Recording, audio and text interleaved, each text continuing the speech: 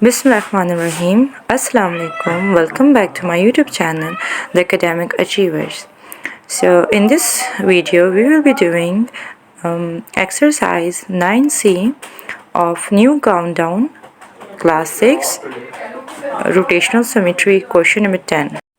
So before starting the exercise, first we will learn what is rotational symmetry. उसके लिए सबसे पहले हम देखेंगे what is rotation. Okay, so rotation is basically एक फिगर को एक फिक्स पॉइंट के अराउंड मूव करने को हम रोटेशन कहते हैं. लेट्स से अगर मैं इस फिगर को ऐसे रोटेट करते जा रही हूँ तो ये रोटेशन नहीं है.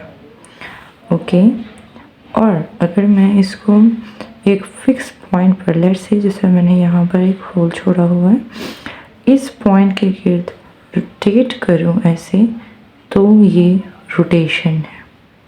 ओके, ये बिल्कुल ऐसा है जैसे आप इस एक पॉइंट को फिक्स कर दो with the help of a needle और ये बाकी फिगर उस पॉइंट के इर्द गिर्द या अराउंड रोटेट करे, इसे हम बोलेंगे रोटेशन. सो स्टूडेंट्स, एक फिगर जब पूरा 360 डिग्री रोटेट करे तो हम बोलेंगे कि उसने एक रोटेशन कंप्लीट कर ली है. ओके, 360 डिग्रीज अगर आप याद करें तो हमारे पास क्या था, जब हम एक पॉइंट से मूव करते हुए वापस उस पॉइंट तक आए. ओके, अगर इसे मैं कोऑर्डिनेट्स की फॉर्म में ड्रॉ करूँ तो ये हमारे पास कुछ इस तरह की फॉर्म में आएंगी फिगर.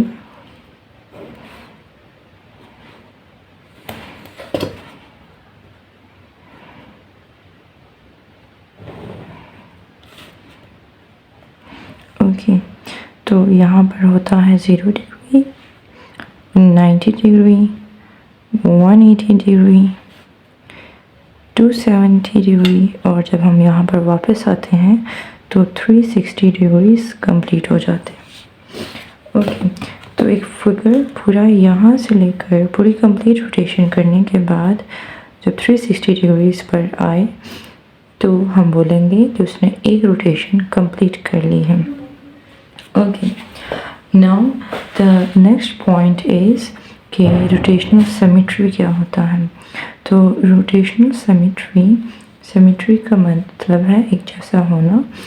तो जब ये फिगर ड्यूरिंग द रोटेशन अपनी ओरिजिनल आउटलाइंस को मैच कर जाए, या इन अदर्स वर्ड्स अगर मैं बोलूँ कि ड्यूरिंग द रोटेशन ये फिगर वापस वैसी ही फिगर बन जाए, तो हम बोलेंगे इसके पास रोटेशनल सिमेट्री है.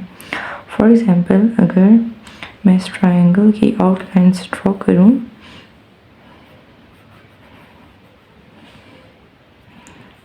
ओके,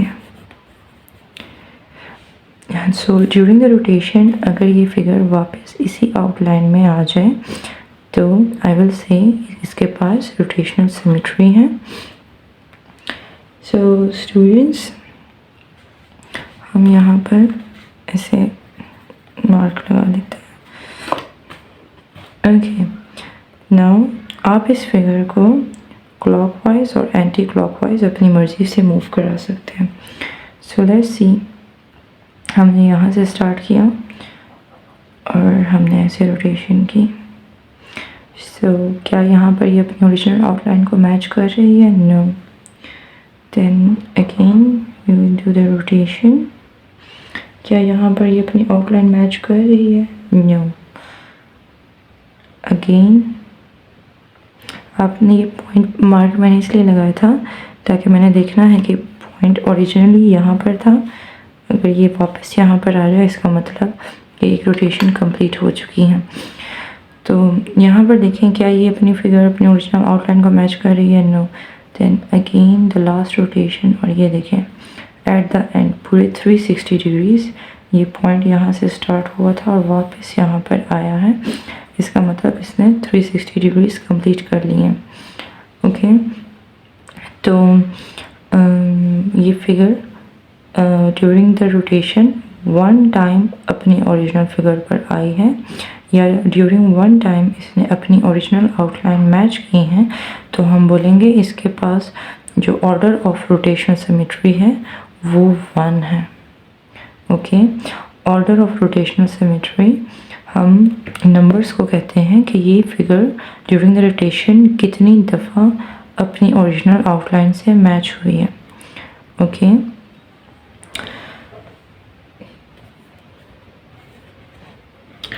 और the next thing is the centre of rotation. Centre of rotation हम इस पॉइंट को बोलते हैं, जैसे कि इस फिगर में ये वाला पॉइंट है, जिस पॉइंट के गिर्द आप फिगर को मूव करते हो, हम उसे सेंटर ऑफ रोटेशन बोलते हैं। ओके, अब वापस अपनी एक्सरसाइज की तरफ आते हैं। स्टूडेंट्स, हमने इस एग्जांपल से ये भी सीखा है कि हमारे पास हर एक फिगर की, हमारे पास कोई भी फिगर हो तो वो वापस जब भी कंप्लीट रोटेशन करके आएगी तो अपने ओरिजिनल आउटलाइंस को मैच करेगी, जिससे हमें पता लगा है कि हर एक पिक्चर या हर एक डायग्राम के पास ऑर्डर ऑफ रोटेशनल सिमेट्री लाजमी 1 होगी, कभी भी किसी फिगर के पास 0 नहीं होगी। Okay, it will be always और must be equal to 1। Okay, 0 किसी भी कंडीशन में नहीं हो सकती, मोर देन 1 हो सकती हैं, बट कभी भी 0 नहीं होगी। So question number 10 is write the order of rotational symmetry of the following letters or of the alphabets. Okay, हमने इन फिगर्स की या ये जो अल्फ़ाबेट्स हैं इनकी ऑर्डर लिखनी है, ऑर्डर ऑफ रोटेशनल सिमेट्री लिखनी है। तो ये वाला क्वेश्चन आप लोग बुक पर ही अटेम्प्ट करेंगे, जस्ट हम यहाँ पर साथ साथ सॉल्व करके देखते जाते हैं। Okay, so starting with the first part which is H। Let's see, हमने H को यहाँ पर लिया। ओके,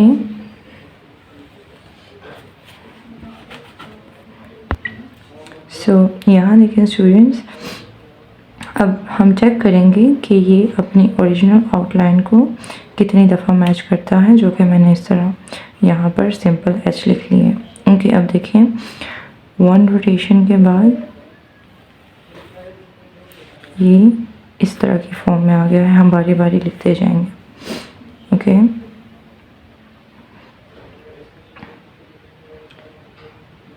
नेक्स्ट रोटेशन के बाद यहाँ पर आ गया, बट स्टूडेंट्स यहाँ पर हमारी अभी कंप्लीट रोटेशन नहीं हुई। ओके, अगेन रोटेट करेंगे and then the last time. So students, अगर आप लोग को इस बात में कंफ्यूजन है कि हमने रोटेशन कितनी दफ़ा करनी है, तो आप लोग याद रखें कि आपने उसे 4 टाइम्स रोटेट कराना है। Okay, complete 4 times. First time आप उसकी ओरिजिनल शेप लिख लें और इसके बाद आप उसे रोटेट करना स्टार्ट कर दें। ओके, और यहाँ पर या आप एक स्टार भी लगा सकते हैं, ठीक है, और बेशक उस स्टार को यहाँ पे भी लिख लें। तो आप मैच कर लें कि जब ये स्टार वापस इस जगह पर आ जाए तो हमारी रोटेशन कंप्लीट हो जाएगी। लेट्स सी, जिस तरह यहाँ पर देखें 1, फर्स्ट रोटेशन के पास हमारे पास ये आया है, नेक्स्ट रोटेशन के बाद हमारे पास इस तरह की फिगर आई है। देखें, हम कुछ बच्चे क्या करेंगे, यहीं पर रुक जाएंगे, लेकिन यहाँ देखें स्टार यहाँ रखा ड्रॉ किया था हमने और स्टार तो अभी नीचे है, इसका मतलब है रोटेशन कंप्लीट नहीं हुई, स्टार अपनी जगह पर वापस नहीं गया। तो हम इसे एक और दफ़ा रोटेट करेंगे, हमारे पास ये फिगर कुछ इस तरह की शेप आ चुकी है एंड द लास्ट टाइम ये देखें अब वापस स्टार अपनी ओरिजिनल पोजीशन पर आ चुका है, इसका मतलब है रोटेशन कंप्लीट हो चुकी है। सो इन अदर वर्ड्स आप इस तरह भी याद कर सकते हैं कि हमने फिगर को 4 टाइम्स रोटेट करना होता है। अब हम काउंट कर लेते हैं कि ये फिगर कितनी दफ़ा मैच हुई है अपनी ओरिजिनल पोजीशन से। ये उसकी ओरिजिनल पोजीशन थी ना, तो ये देखें 1 2, तो अपनी बुक पर ही इसका आंसर लिख लें, order of rotation symmetry is 2।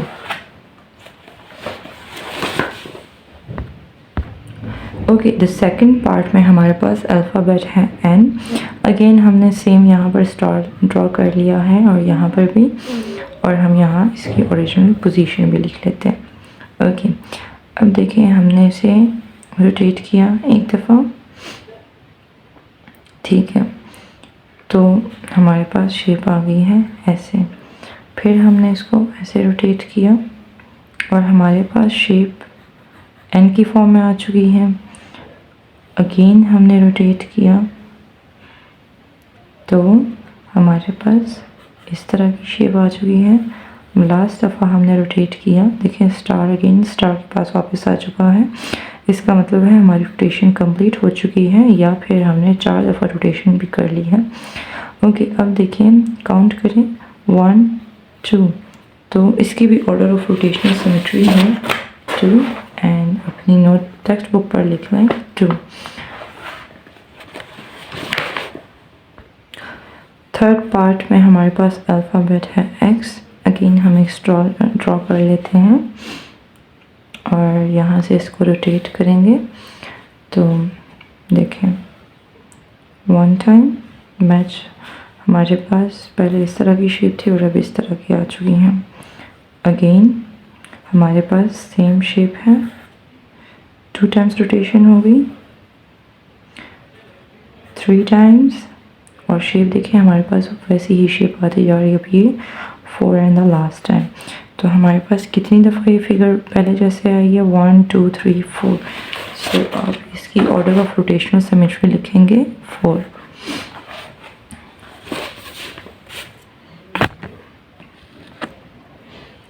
The fourth part is alphabet I। Again हमने एक स्टार ड्रॉ कर लिया है। अब देखें हमने यहाँ से स्टार्ट किया, 1 रोटेशन 1 टाइम, सॉरी नोट ही नहीं किया साथ। ओके आई, और हमारे पास इस तरह की शेप आ चुकी है। फिर अगेन इट इज आई, 1 2 3, ये 4th and the last time. तो काउंट करें कितनी दफ़ा शेप पहले जैसी आई है 1 2। तो हम इसकी ऑर्डर ऑफ रोटेशन लिख लेंगे 2। The last and the 5th part is alphabet S। यहाँ पर भी हम स्टार लगा देंगे ताकि हमें पता लगे साथ साथ। ओके, हमने पहले ओरिजिनल स्टेट लिख ली इसकी, 1 टाइम रोटेशन, और कुछ इस तरह की शेप आई है हमारे पास। फिर हमने मज़ीद रोटेट किया, फिर हमने 3rd टाइम रोटेट किया and the last time 4th time. तो देखें शेप कितनी दफ़ा वापस सेम आई है 2 time. So order of rotational symmetry is 2। The next question is, in the given figure have been rotated clockwise। clockwise means clock की direction में, आपकी clock की नीडल्स इस डायरेक्शन में चलती हैं ना, तो आपको कह रहे हैं कि इस डायरेक्शन में फिगर को रोटेट किया गया है। Find the angle through which the figure is rotated. आपने एंगल फाइंड करना है कि ये फिगर कितने एंगल के थ्रू रोटेट हुई है। ओके, सो हमारे पास एक फिगर है इस तरह की फॉर्म में, और आफ्टर रोटेशन ये फिगर इस तरह की फॉर्म में आ चुकी है, और हमें बोला गया है कि हमें एंगल फाइंड करना है कि ये कितने डिग्रीज रोटेट हुई है, और हमें डायरेक्शन भी बता दी गई है कि इसकी डायरेक्शन इस डायरेक्शन में है, clock wise. Okay, so let's see. Okay, यहाँ पर ये लाइन इस तरह है पैरेलल। तो जब पैरेलल परपेंडिकुलर है, परपेंडिकुलर लाइन को जब मैं इस तरह से रोटेट करूँ और ये दोनों लाइंस पैरेलल हो जाएं, इसका मतलब कि मैंने इसको 90 डिग्री ओवरलैप कर लिया है ना। इसका मतलब है मैंने इसे 90 डिग्री रोटेट किया है। मैं यहाँ लिखती जाऊँगी 90 डिग्री प्लस। ओके, अगेन ये देखें ये दोनों लाइंस हैं, इन दोनों लाइंस परपेंडिकुलर हैं, इनके बीच का डिस्टेंस 90 डिग्री है। जब मैंने इसे 90 डिग्री रोटेट किया और ये लाइंस ओवरलैप, ये फिगर और ये लाइन ओवरलैप कर जाए, इसका मतलब है कि मैंने इसे मज़ीद 90 डिग्री रोटेट कर दिया है।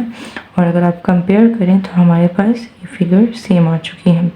सो 90 + 90 इज़ 180 डिग्रीज। हमने इसको 180 डिग्रीज रोटेट किया है, तो जाकर हमारे पास ये फिगर इस शेप में आई है। तो अपनी बुक पर ही नोट डाउन कर लें 180 डिग्रीज। ओके, नेक्स्ट पार्ट में भी हमारे पास एक फिगर है और हमने उसमें भी एंगल फाइंड करना है कि हमने उसे कितनी डिग्रीज रोटेट किया है। तो ये हमारा पॉइंट ऑफ रोटेशन है या सेंटर ऑफ रोटेशन। हमारे पास ये फिगर इस फॉर्म में है और एट द एंड इस तरह की फॉर्म में है। हमने फाइंड करना है कि कितनी डिग्रीज रोटेशन की है हमने। अगेन डायरेक्शन क्लॉकवाइज है। लेट्स सी, हमने इसे रोटेट किया और ये देखें after 90 degrees, so after 90 degrees मेरे पास ये फिगर आ चुकी है। सो हम सिंपली लिख देंगे 90 degrees on your text book. Okay,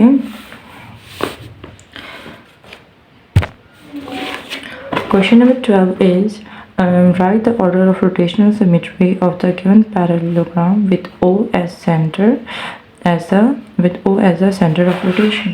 हमारे पास एक पैरेललोग्राम है जिसमें सेंटर पर एक पॉइंट है O और हमने इसे वहाँ से रोटेट करना है और इसकी रोटेशनल सिमेट्री फाइंड करनी है। Okay, so let's see. तो हमारे पास स्टार्ट में कुछ फिगर है इस तरह की, हम इसे रोटेट करेंगे 1 टाइम और ये फिगर इस तरह की फॉर्म में आ चुकी है।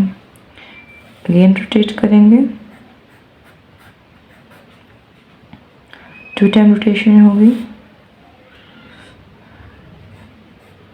3 time and the last time.